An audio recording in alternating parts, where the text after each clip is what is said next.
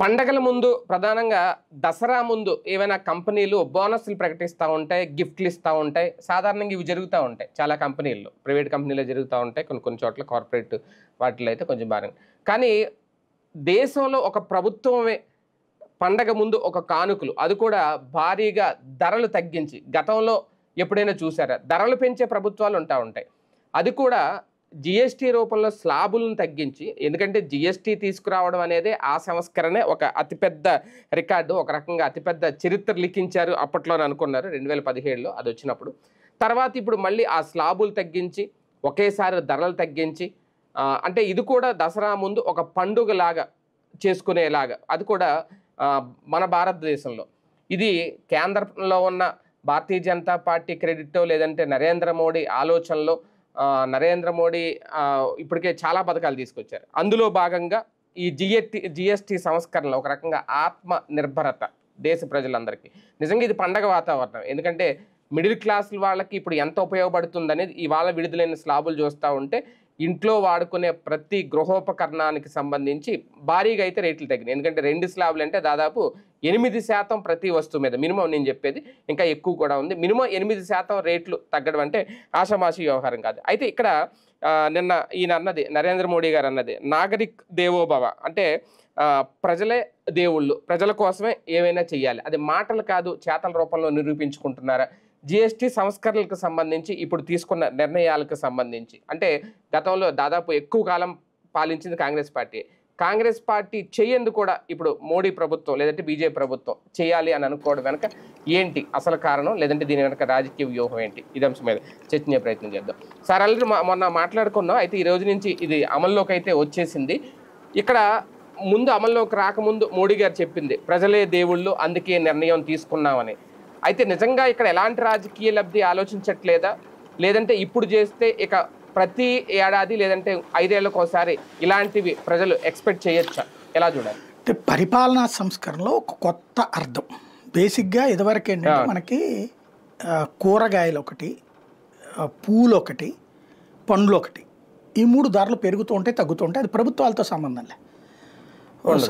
టమోటాలు వచ్చినాయి, బాగా రేటు పెరుగుతుంది.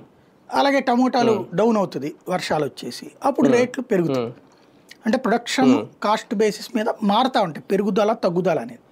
ఈ ప్రభుత్వాలు ఆ టైంలో చేయగలిగేది ఏంటి? ఉల్లిపాయలైనా టమోటాలైనా ఇట్లాంటి కొనటం ద్వారా రైతుకు కొంచెం లబ్ధి చేకూర్చడం, లేదంటే ఎక్కువ రేటు ఉన్నప్పుడు కొని రైతుకి తక్కువ, ఇదే సాధారణ ప్రజలకు తక్కువ రేటుకి ఇవ్వడం. ఇంతే తప్పించి ప్రభుత్వాలు ఇంతకు మించి ఏం చేయలేవు. పెంచడం తగ్గించడం అనేది ప్రభుత్వాల చేతిలో ఉండదు. ఓవరాల్ ప్రొడక్షన్కి సంబంధించి అంటే భారతదేశ చరిత్రలో కాంగ్రెస్ ప్రభుత్వాలు ఉన్నంతకాలం ఏ ధరైనా పెరగడమే తప్పించి ఒకసారి పెరిగాక వెనక్కి తగ్గడం అన్నది జరగల.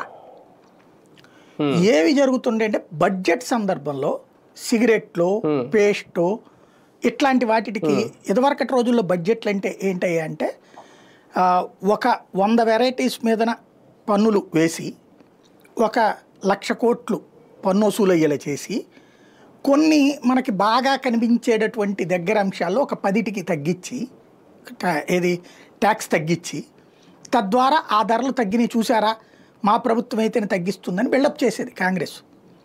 ఇక్కడ 10,000 కోట్లు వదులుకుంటారు, 1,00,000 కోట్లు తీసుకుంటారు పన్ను. 1,00,000 కోట్ల పన్ను కలెక్ట్ చేసుకునేటప్పుడు పబ్లిక్ని డైవర్ట్ చేయడానికి 10,000 కోట్లు వదులుకుంటారు అన్నమాట. అది ఆ రోజుల్లో బడ్జెట్ వ్యవహారాలు. ఎందుకంటే నాకు బాగా గుర్తు, అప్పుడు బడ్జెట్లో రాగానే మనం కాలేజీలు చదివేటప్పుడు, స్కూల్ చదివేటప్పుడు ఇదిగో ఈ ధరలు పెరుగుతున్నాయి, ఈ ధరలు తగ్గుతున్నాయి అని రాసేవాళ్ళు. అప్పుడు అది సుదీర్ఘకాలం పాటు అది నడిచింది కాంగ్రెస్ పార్టీది. దానివల్ల ఏంటంటే పబ్లిక్లో ఒక అన్రెస్ట్ పెరిగిపోతూ వచ్చింది. ఏంటది? ముఖ్యమైన వస్తువులు ఎన్ని ధరలు పెరుగుతున్నాయి కానీ తగ్గట్లేదు. ఎట్ ద సేమ్ టైం ఈ 10 వీళ్ళు చెప్పే తగ్గించే 10 ఏవైతే ఉంటాయో ఆ 10 వల్ల వచ్చే బెనిఫిట్ కూడా అతి స్వల్పంగా మాత్రమే ఉంటుంది. మధ్యతరగతి, దిగువ మధ్యతరగతి చేతిలో డబ్బులు ఆడితేనే ఆ దేశం సస్టైన్ అవుతుంది. Simple logic. మనకి ఇక్కడ కరోనా టైంలో దేశం కాదు ప్రపంచం మొత్తం -20, -30 ఉంది గ్రోత్ రేట్ జీడిపి. ఆంధ్రప్రదేశ్ -4, -2 ఆ రేంజ్లో ఉంది. వ్యవసాయంలో అయితే +7 ఉంది ఆ టైంలో గ్రోత్ రేట్. ఎందుకయ్యా అంటే ఇక్కడ సంక్షేమ పథకాలు ఆ రోజున కూడా మెయింటైన్ చేశాడు జగన్. క్యాష్ చేతికి వెళ్ళింది. క్యాష్ ఫ్లో లేకపోతే అసలు ఆ టైంలో బతికడం ఇంకెంతమంది చచ్చిపోయేవాళ్ళు తెలియదు. ఎందుకు? ఇంట్లో కూర్చొని ఉంటాం, ఆహారం ఏమో క్వాలిటీ ఫుడ్ కావాలి. ప్రభుత్వాలు ఏం రోజు క్వాలిటీ ఫుడ్ ఇవ్వవు కదా. హాస్పిటల్లో ఉన్నప్పుడు ఇచ్చారు క్వాలిటీ ఫుడ్, క్వాలిటీ మెడిసిన్ అన్నీ కూడా. తర్వాత ఎవరిస్తారు? లేదు. ఇళ్లలో ఉన్న వాళ్ళకి ఎవరిస్తారు? ఆ టైంలో చాలా నాణ్యమైన ఆహారం, వేడివేడి ఆహారం ఇవన్నీ కావాల్సి వచ్చినాయి. డబ్బులు ఎక్కడ ఉన్నాయి? అప్పులు చేయాల్సిన పరిస్థితుల్లో ప్రభుత్వం ఆదుకుంది చాలామందికి ఆ సంక్షేమ పథకాలు ఇవ్వడం. దానివల్ల మనం సస్టైన్ అయ్యాం. అలాగే పేదవాడి చేతికి డబ్బులు ఇస్తే ఎట్లుంటుందనేది మన జీడిపి గ్రోత్ రేటు వరుసగా ఆంధ్రప్రదేశ్లో కంటిన్యూగా పెరుగుతూ వచ్చింది జగన్మోహన్ రెడ్డి అన్నప్పుడు. ఆ కరోనా టైంలో తప్పించి మధ్యలో తగ్గిన దాఖలా లేదు. పెరుగుదల కంటిన్యూగా దేశం యావరేజ్ కంటే ఎక్కువ వచ్చింది. ఎందుకని? సంక్షేమ పథకం ఇచ్చినప్పుడల్లా ఫర్ ఎగ్జాంపుల్ ఒక పథకానికి 15,000 18,000 ఇచ్చాడండి జగన్మోహన్ రెడ్డి. వీళ్ళు ఏం చేసేవాళ్ళు? ఈ 15,000 తీసుకెళ్ళి వాళ్ళ అబ్బాయికి ఒక బైకు, ఈ 18,000 డౌన్ పేమెంట్ కట్టి మిగతాది నెల నెలకి ఇస్తాయి. బ్యాంకింగ్ రంగం బాగుపడింది, వాహన రంగం బాగుపడింది, వాహన ఉత్పత్తిదారు బాగుపడ్డాడు, ఆ బ్రోకర్ బాగుపడ్డాడు, అదే బ్రోకర్ ఏంటి షాపు ఓనర్ బాగుపడ్డాడు, దాంతోపాటు పెట్రోల్ బంకులు బాగుపడతాయి. ఇంత సెటప్ నడిచిందిగా, ఇన్ని వ్యవస్థలు నడిచినాయి కదా, బట్టల కొట్లు నడిచినాయి, చివరి కర్రీ పాయింట్స్ నడిచినాయి. డబ్బులు జగన్ రిలీజ్ చేసిన తర్వాత వారం 10 రోజుల పాటు వ్యాపారాలు హ్యాపీగా నడిచి, ఇప్పటికే వ్యాపారులు అడిగితే చెప్తారు, జగన్ డబ్బులు రిలీజ్ చేసి బట్టలు నొక్కడం బిగిన్ చేశాక వారం 10 రోజుల పాటు అన్ని షాపులు ఫుల్గా ఉంటాయి. ఎస్పెషల్లీ ఎలక్ట్రికల్, ఎలక్ట్రానిక్స్, బైకులు ఇట్లాంటివన్నీ బాగా నడిచేది. బట్టల కొట్లు, హోటళ్ళు బాగా నడిచేది. మళ్ళీ ఆ తర్వాత చేతిలో డబ్బులు అయిపోగా అదేంది మరి రోజు తినరా జగన్ ఇవ్వకపోతే? లేదు, రోజు తింటానే ఉంటారు. ఇది వచ్చినప్పుడు చేతిలో డబ్బులు ఉన్నాయి కాబట్టి ఇంకొంచెం చూస్తారు. ఇప్పుడు సింపుల్ లాజిక్ అనమాట. మన చేతిలో ఇప్పుడు నేనే ఉన్నాను, స్విగ్గీ పెట్టాలంటే నాకు ఎట్లా ఫీలింగ్ ఉంటుందంటే చూస్తా. వాస్తవంగా ఈ దరిద్రం ఒక లెక్క ఏంటంటే సినిమా హాళ్ళకి కానీ మన ఈ ఫుడ్ యాప్ల్లో కానీ బలవంతంగా మన చేత ఎక్కువ కొనిపించి ఎక్కువ తినిపించే ప్రయత్నం చేస్తారు ఫుడ్ యాప్లు. ఇప్పుడు నాకు నేను తినేది కరెక్ట్గా ఇంత పెరుగు అన్నం, మ్యాక్సిమం ఇంత పప్పు అన్నం ఉంటుంది. మ్యాక్సిమం ఒక గిద్ద రైస్ పెడితే నాకు ఒక పూట తిని మళ్ళీ రెండో పూటకి అంత మిగులుద్ది, ఒక గుప్పిడు రైస్ మిగులుద్ది. నా ఆహారపు అలవాటు అది. అయితే అదే దీంట్లో టిఫిన్ ఏదైనా తీసుకున్నా ఒక ఇడ్లీనో లేకపోతే ఒక పూరీనో చపాతీనో తీసుకుంటాడు. కానీ వీడేం చేస్తాడు, చపాతీ దీంట్లో చూస్తే 95 రూపాయలు ఉంది, దాని ఆర్డర్ పెడితే నా దగ్గరికి రావడానికి 180 రూపాయలు చూపెడుతుంది. లేదా అదేదో ప్రైమో ఏదో పెడతాడు, అది పెడితే 160 రూపాయలు ఉంటుంది, అది లేకపోతే 180 రూపాయలు. నేను ఇది చూసుకున్నాక నేనేమి తినటానికి లేనుండి కాదు, లేదా రూపాయి సంపాదించట్లేదని చెప్పట్లా, ఇన్కమ్ ట్యాక్స్ కడతాను.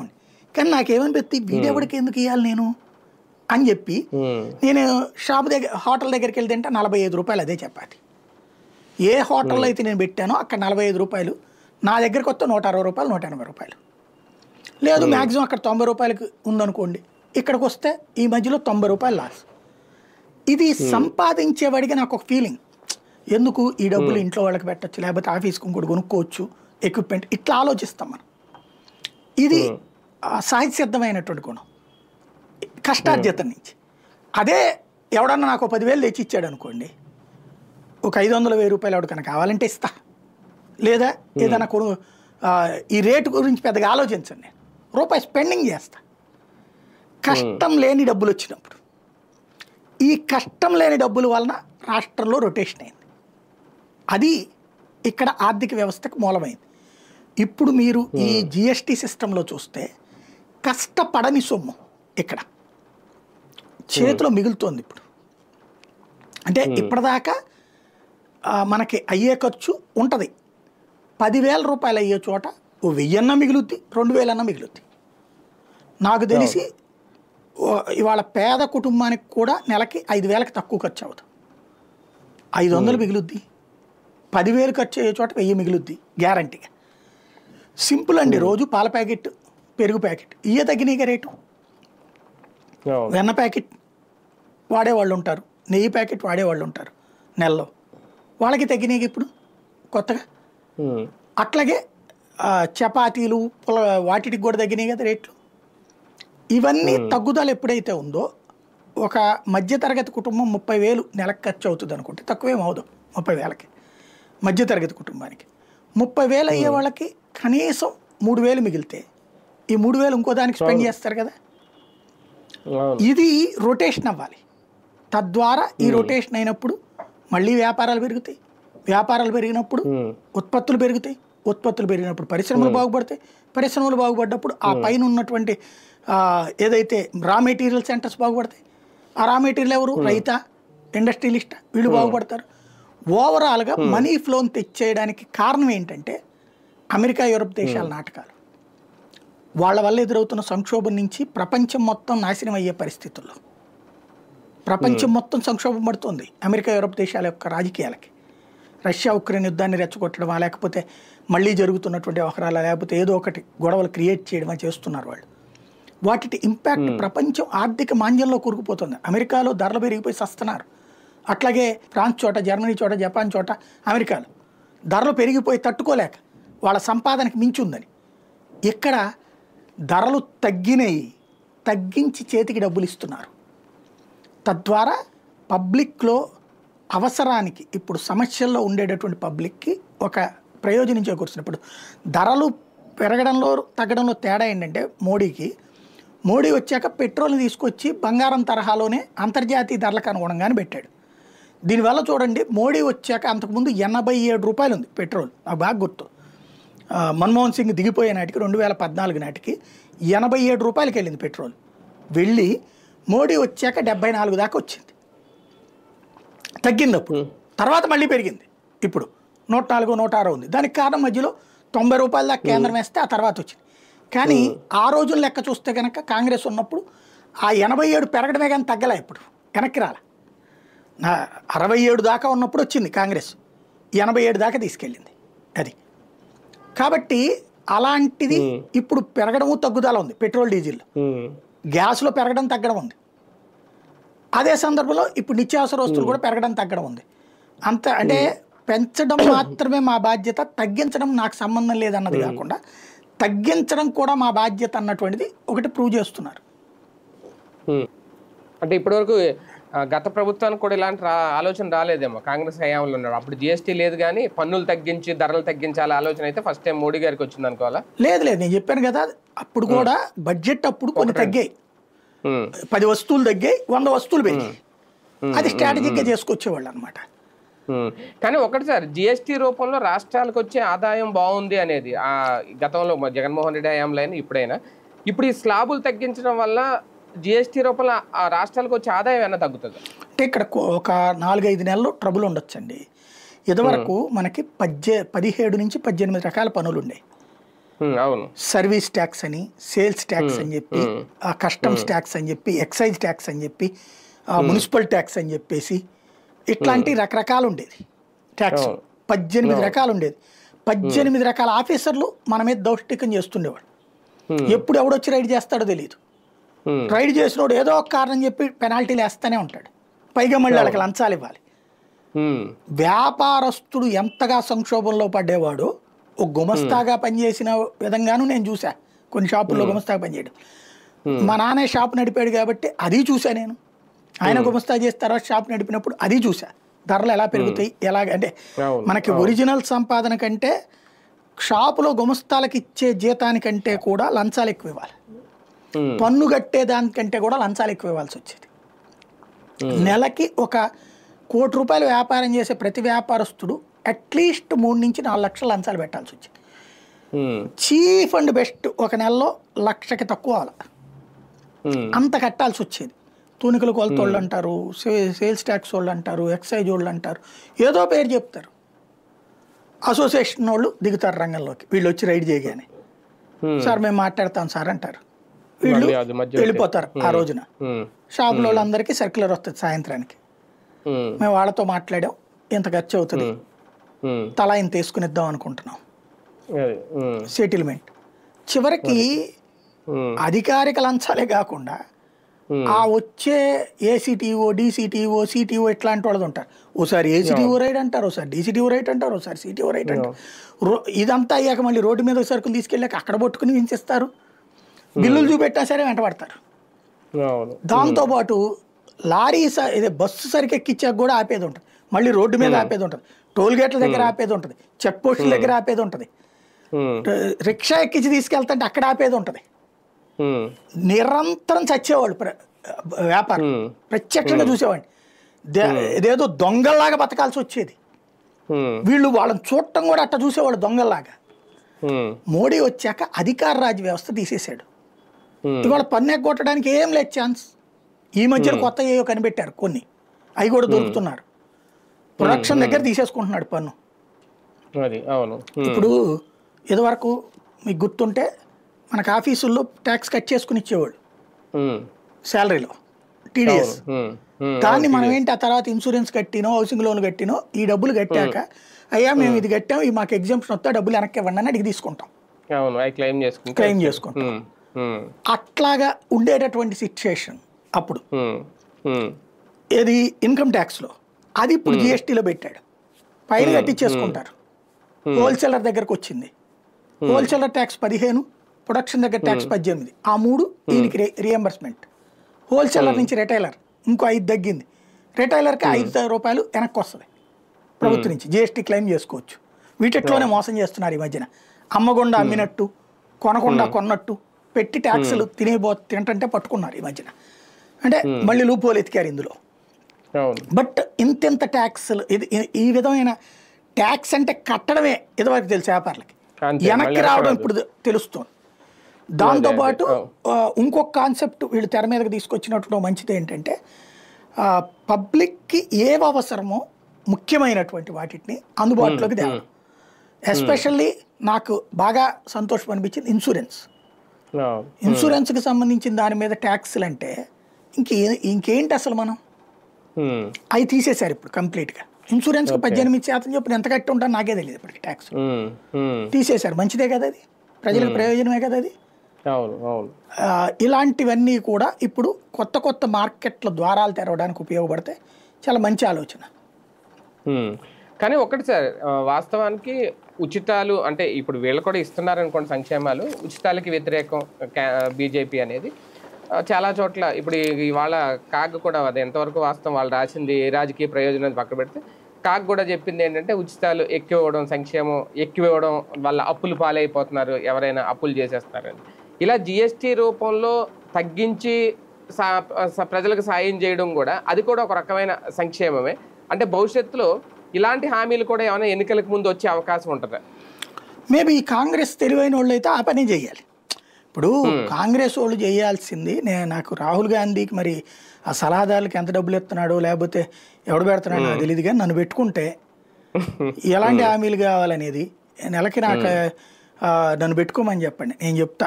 పబ్లిక్ అంశాల మీద హామీ ఇవ్వాలా. ఎలాగా, నేను వస్తే ఇన్కమ్ ట్యాక్స్ 20 లక్షల దాకా నో ట్యాక్స్, మా కాంగ్రెస్ మా కూటమి వచ్చిందంటే. అట్లాగే 20 లక్షల దాకా. అట్లాగే జిఎస్టీ ఒకటే స్లాబ్ ఉంటుంది, అది 5% ఉంటుంది. దేశంలో ఇంకే స్లాబ్స్ ఉండవు, 5% ఉంటుంది. అధికారులు మిమ్మల్ని ఎవడో ఇబ్బంది పెట్టడం.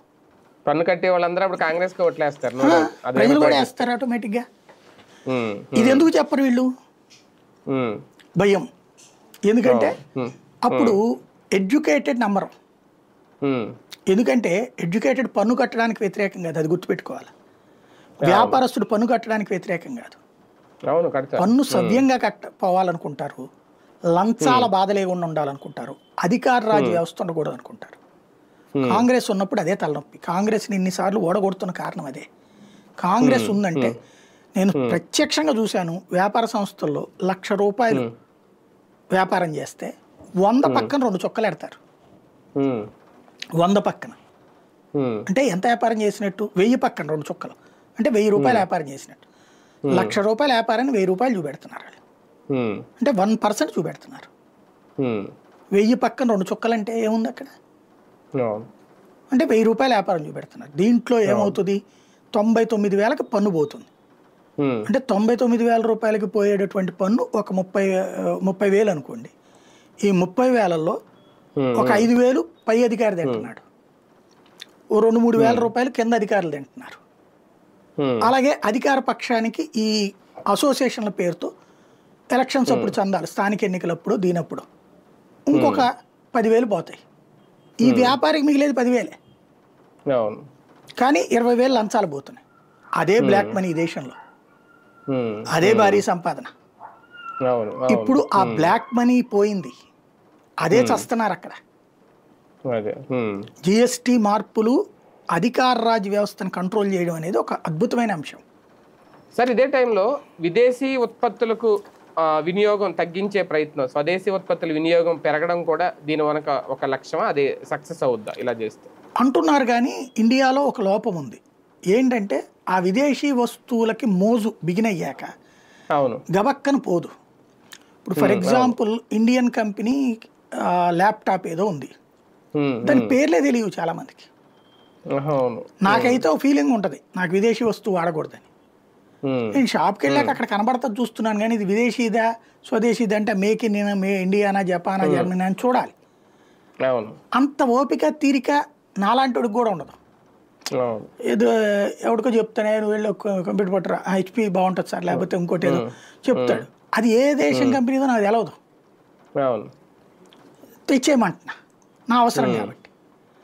అలా కాకుండా ప్రతి ప్రొడక్ట్లో, కంప్యూటర్లో ఇవి ఇండియావి, పెన్నుల్లో ఇది ఇండియావి, సెల్ ఫోన్లో ఇవి ఇండియావి, ఇవి చేయండి అనేటటువంటిది పబ్లిక్లోకి అవేర్నెస్ తీసుకురావాల్సింది. ఇండియన్ కంపెనీలన్నీ కలిసి ఒక సోషల్ మీడియా ద్వారా ప్రచారం చేస్తారా, పాంప్లెట్ల ద్వారా పంచుతారా, పేపర్లలో వేసుకుంటారా, అందరూ కలిసి వేయండి మేము భారతీయులం, భారతదేశ ప్రొడక్ట్ మాది అని. అది చేసే ధైర్యం చేయట్లా వీళ్ళు.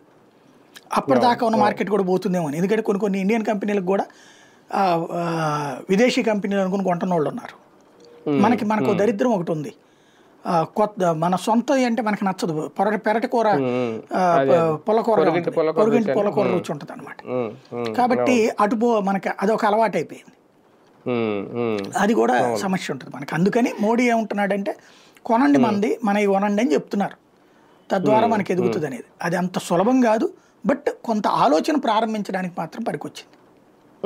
సార్ ఫైనల్గా రాజకీయ కోణంలో చూసుకుంటే రేపు కొన్ని రాష్ట్రాల్లో ఇక నెక్స్ట్ జరగబోయే ఎన్నికలకు ఇది ఎంతవరకు ఒక అడుగు పడినట్టు అవుతుంది ఎన్నికల్లో బీజేపీకి అనుకూలంగా ప్రజల నిర్ణయం మార్చుకోవడానికి? దీన్ని చూసి ఓట్లేస్తారని నేను అనుకోను, దీన్ని చూసి ఓట్లు వేయరని నేను అనుకోను. బేసిక్గా పడకుండా అయితే ఉండవు కదా, ఇదే ఎందుకు ఉంటుంది దీని ప్రభావం. ఇది వన్ ఆఫ్ ద ఇంపాక్ట్. ఒక జయాపజయాల్లో బోలెడన్ని ఉంటాయండి. అందులో ఇది జయానికి పనికొత్త, అపజయానికి పనికొత్త. ఇప్పుడు కాంగ్రెస్ వాళ్ళు ఏం చెప్తున్నారు, అప్పుడే కొత్త ప్రచారం ఏం తీసుకొచ్చారు, ఎన్నాళ్ళు తీసుకుని గబ్బర్ సింగ్ ట్యాక్స్ మీకు ఆపాడు అని చెప్తారు. అదే మాట్లాడతారు వాళ్ళు. ఎవడైనా రాజకీయ లబ్ధి కోసం అట్లాగే మాట్లాడతాడు కదా. ఇదివరకు కరెక్టే, వాళ్ళు అట్టగాదు కదా. ఆ లబ్ధిని ఇలా చూడండి. ఇప్పుడు జగన్ డబ్బులు ఇచ్చినప్పుడు ఏమన్నారు వీళ్ళు, ఎవరు డబ్బు సొమ్మిస్తున్నాడు అన్నారు. అవును కదా అన్నారు కదా జనం కూడా. ఇప్పుడు చంద్రబాబు నాయుడు డబ్బులు ఇస్తుంటే చంద్రబాబు మీకు చేస్తున్న మేలని రాస్తున్నారు. ఇవ్వడం కాదు, ఇక్కడ ప్రచారం చేసుకోవడం ముఖ్యం. అది యాంటీ మోడీ ప్రచారం ఎక్కువ ఉంటుంది, ప్రో మోడీ ప్రచారం తక్కువ ఉంటుంది. ఎందుకంటే నీతి ఎప్పుడు కూడా చిరాగ్గా ఉంటుంది, అవినీతి ఎప్పుడు అందంగా ఉంటుంది. రైట్ చూద్దాం. మొత్తానికి నరేంద్ర మోడీ ఒక కీలక అడుగు అయితే వేసేసారు, ఆల్రెడీ అమల్లోకి వచ్చేసింది. ఈ కొత్త స్లాబులకు సంబంధించి దాదాపుగా గృహోపకరణాలకు సంబంధించి వస్తువులు దాదాపుగా కార్ల వరకు, బైకుల నుంచి కార్లు, ఇంకా ఇంట్లో ఏసీలు, ఫ్రిడ్జ్లు అన్నీ దాదాపుగా రేట్లు అయితే తగ్గినాయి. ఇవి ఎంతవరకు రాజకీయంగా ప్రయోజనం తెచ్చిపెడితే ప్రజల ఆలోచనలో ఒక మార్పు ఏమన్నా తీసుకొస్తుంది అంటే ఇలా కూడా చేయొచ్చు పరిపాలన అనేది నరేంద్ర మోడీ ఇప్పుడు దేశ ప్రజలకు చేసి చూపించారు. మరి దీని ఫలితం ఎలా ఉంటుంది అనేది చూద్దాం.